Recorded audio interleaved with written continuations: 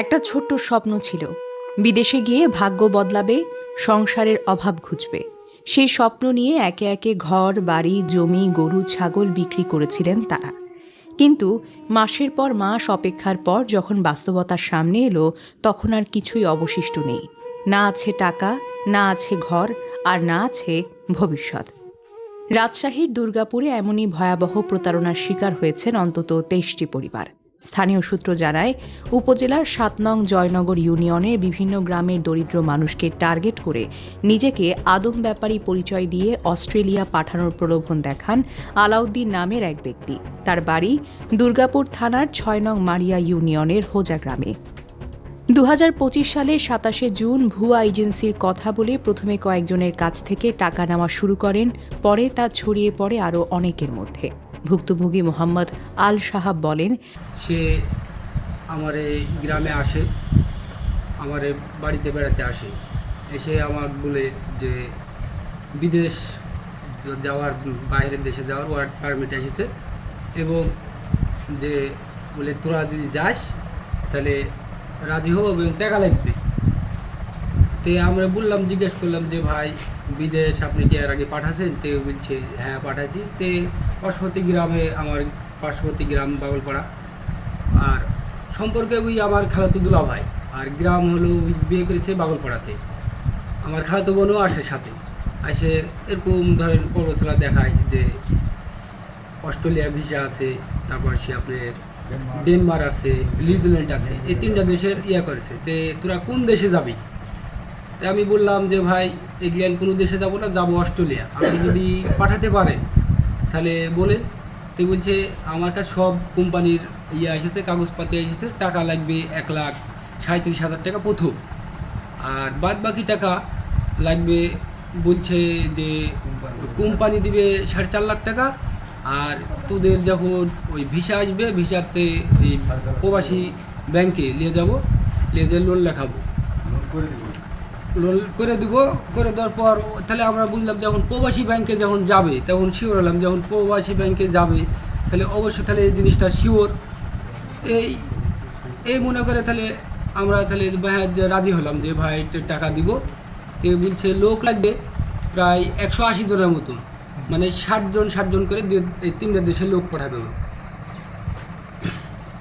তা আমি বললাম ভাই অত তো লোক আমি দিতে পারবো না, এবং আরও পার্শ্ববর্তী গ্রামে ধরেন যে দেখেন আমার পিছনে মেলা অনেক মানুষ আছে, আমার পার্শ্ববর্তী ভাই চাচা ভাইতে সবাই, তারা সবাই এই সবার কাছেই ধরেন বলেছে, বলে টাকাটা নিয়েছে।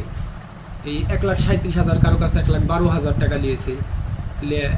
এই তো যে ওই মাস দিল ধরেন 120 দিন টাইম দিয়েছে, দিয়ে আপনার ওকে একদিন ওই সে আইলো, সে যে আমার মানে টাকা রেডি করতে বলেছে, যে আমরা সবাই প্রায় 22-23 জন এই গ্রামের, আমার পার্শ্ববর্তী গ্রাম আমার গ্রামের নিয়ে এই 22 জন আমরা টাকা রেডি করেছি, 22 লাখ টাকা নিয়ে ওর হাতে দিয়েছি।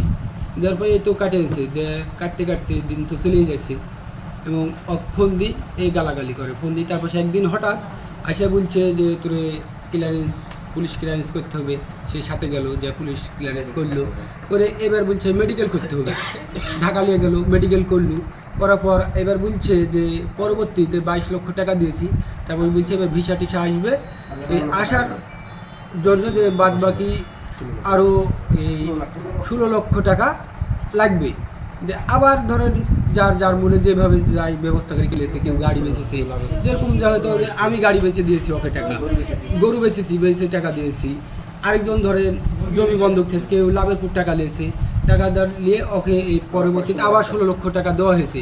যে এই তো এভাবে আমার ধরেন প্রতারিত করছে, যে আজ না কাল, কাল না পরশু। পরে দেখছি এগুলো কিছুই না, ওর অফিসে যা দেখছি বলছে ওর সাথে আমার কোনো যোগাযোগই নাই। অফিসের লোকও সব একজন ভুয়া, এই যে মেডিকেল করেছে, পুলিশ ক্লিয়ারেন্স কাগজ করেছে, এগুলো সবই ভুয়া। একই চিত্র অন্যদের ক্ষেত্রেও। কেউ গরু ছাগল বিক্রি করেছেন, কেউ জমি বন্ধক রেখেছেন, আবার কেউ শেষ সম্বল ভ্যান পর্যন্ত বিক্রি করে দিয়েছেন। মোহাম্মদ শাহাবুদ্দিনের পরিবার জানায়, মেয়েকে বিদেশে পাঠিয়ে দারিদ্র্য ঘোচানোর স্বপ্নই আজ তাদের সর্বনাশের কারণ হয়ে দাঁড়িয়েছে। স্থানীয়দের ভাষ্যমতে এভাবে 23টি পরিবারের কাছ থেকে প্রায় 38 লক্ষ টাকা হাতিয়ে নেওয়া হয়েছে। দীর্ঘ 11 মাস ধরে নানা অজুহাতে ঘুরিয়ে রাখা হচ্ছে ভুক্তভোগীদের। এক এক সময় এক এক অজুহাত দিয়ে সময় ক্ষেপণেই ছিল তার মূল কৌশল। এ ঘটনায় এলাকায় তীব্র ক্ষোভ বিরাজ করছে। ভুক্তভোগীরা বলছেন তারা এখন পথে বসা মানুষ।